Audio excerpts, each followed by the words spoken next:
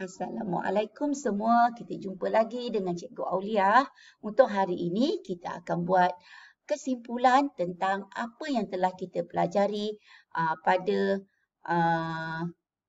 kelas sebelum ini. Okey. Apa yang kita telah pelajari ialah tidak semua bahan larut di dalam air. Ada bahan yang larut dan ada bahan yang tidak larut. Yang kedua, bahan akan mudah larut di dalam air panas berbanding air sejuk. Okay. Yang ketiga, perlu diaduk dengan menggunakan sudu supaya bahan cepat larut dan sekata.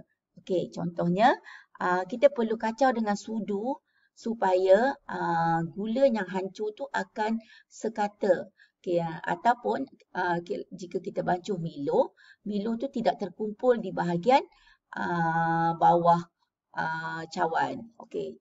Yang keempat, bahan akan cepat larut jika saiznya lebih kecil. Contohnya, jika kita menggunakan gula cube ataupun gula pasir, gula pasir akan mudah larut berbanding gula cube, gula yang bentuk kubus tu. Okey. Sebelum kita akhiri pelajaran hari ini, sebelum kita mulakan latihan, ulang semula. Bahan mudah larut jika menggunakan air panas. Kita kacau dengan menggunakan sudu dan bahan yang nak dilarutkan saiznya adalah kecil. Okey, jadi ketiga-tiga syarat ini akan memudahkan kita melarutkan bahan tersebut.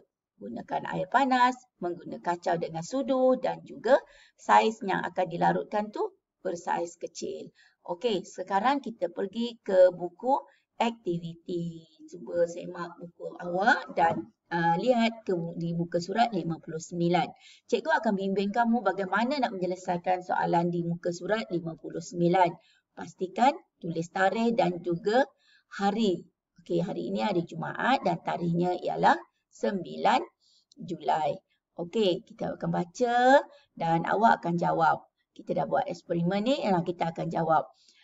Keadaan air sejuk, suhu bilik ataupun panas. Kita gunakan air sejuk dalam peti ais.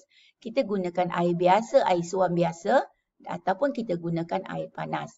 Tempoh serbuk koko itu larut. Awak pun cuma perlu jawab paling cepat ataupun lambat. Tiga jawapan ini sahaja yang perlu awak isi di ruangan jawapan. Okey, untuk soalannya kita jawab serbuk coklat larut paling cepat di dalam air apa dan paling lambat di dalam air apa. Okey, yang kedua, bahan boleh dilarutkan dengan lebih cepat di dalam air berbanding di dalam. Kita dah belajar, kamu isikan sendiri. Okey, yang kedua di muka surat 60,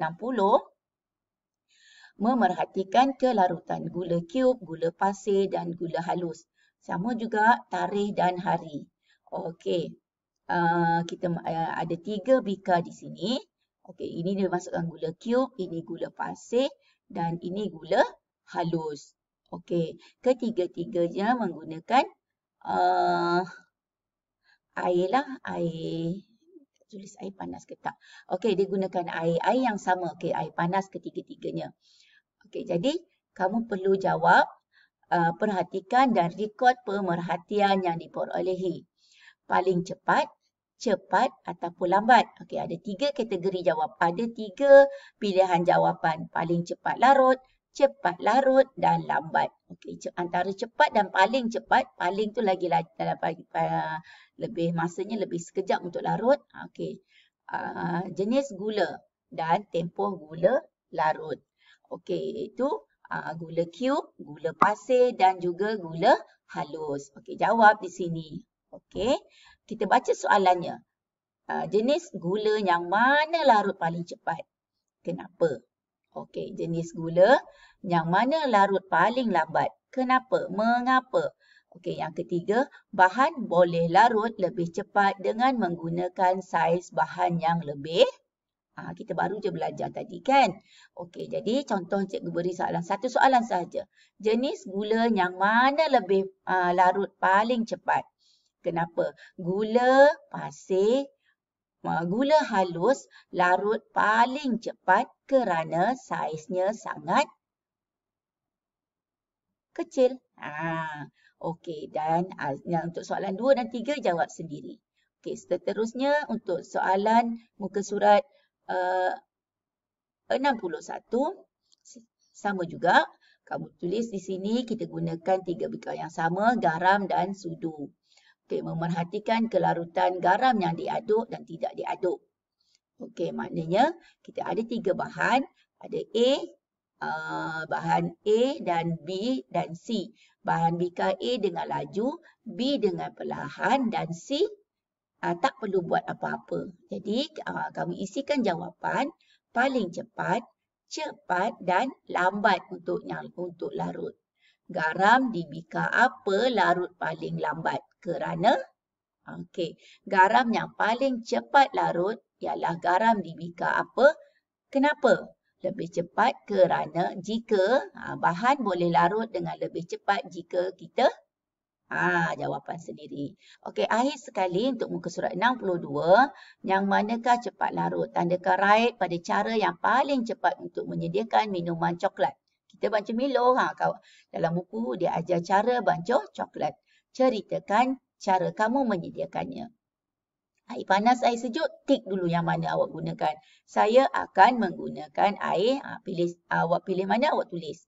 Kemudian gula cube ke gula pasir. Saya akan menggunakan, kenapa kamu pilih gula pasir? Ataupun kalau awak jawab gula cube, kenapa awak pilih gula cube? Dan kemudian minuman coklat saya dah siap kerana, kenapa? Sebab ini tidak diaduk dengan diaduk. Jadi awak tik yang mana satu jawapannya. Akhir sekali minuman coklat saya sudah siap.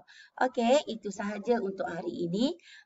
Sekian, terima kasih. Kita jumpa lagi minggu depan. Jawab latihan ya. Assalamualaikum.